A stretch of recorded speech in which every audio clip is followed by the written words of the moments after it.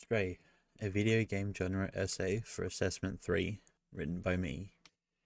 In this game, your role is that of a cat. The story takes place in an unknown city, facing a mystery yet to be uncovered, and a threat that may just eat you if you're not too careful. Set in a dystopian future of the speculated year 7 million AD, the humans have gone extinct and the only inhabitants of the underground city are the robots we as humans left behind. The game itself plays on the genres adventure, indie, puzzle, platformer, and simulation, as well as the film genres dystopian film, action, adventure, and mystery.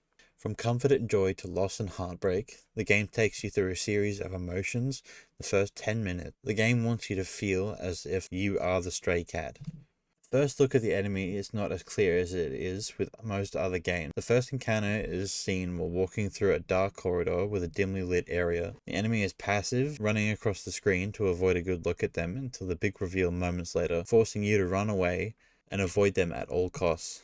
The game builds this up by making sure even if one gets you, it may certainly be lights out.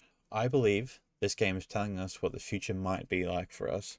There aren't any humans found throughout the entire game, even hinting at the extinction of mankind throughout the game itself. While playing Stray, I noticed that a lot of the robots are known to mimic the behavior of the predecessors, the soft ones as they're called in the game. Many of the robots talk about the soft ones who came before, even stating many times, the humans created these biological plants that don't require much sunlight. It's just a crazy theory. And this is what I believe the future will probably look like. Robots and a bunch of cats. Coming from a French developer, most of the game's dialogue sounds like gurgled computer words and buzzers, although a few words sound similar to the dialect of the original studio. The accent is present and translated by your new companion, B12. I'm not doing B12 noises, I think we forgot to take that out. Throughout the game, you can act as a cat would, much like a simulation of an actual cat. After all, the game's creators, Blue 12 Studios, adopted a stray cat that inspired the game itself. Much like a daily life of a cat, the game focuses around puzzling and platforming to engage the player. Not to mention you can annoy the crap out of the robots by using a cat's greatest weapon, meowing excessively for no reason in particular. Each chapter of the game is set in different areas of an underground city, so they become more vibrant and brighter the higher up you go, and closer to the surface you go, as opposed to the dark sewers we start out in, which is very dimly lit. Each new area is unlike the previous one. Some settings take place only in a small town called the Slums, to the higher districts of the city. First location, the Slums, the lowest part of the city, much like the parts of the poverty you see in big cities today. Small, damp, and covered in rust, as it seems to be forgotten. The first area of the game in which you meet people/robots. The robots care for each other, forming a small, frightened community, forgotten by in their own kind. The first encounter you have with the robots in the game, in fact. It doesn't really go well, because they think you're one of the main threats to them as the threat is to you, a Zerk. Only by gaining their trust do they welcome you into their community. The next location is Ant Village. It's also just a giant tree with houses.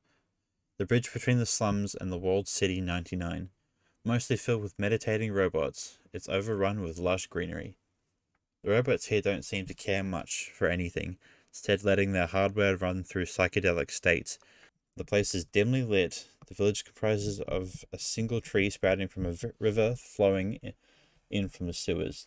The tree, however, is littered with flooring levels and semi-houses.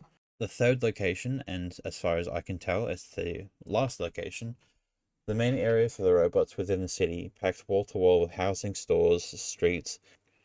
Law enforcement and street cred go a long way in this place.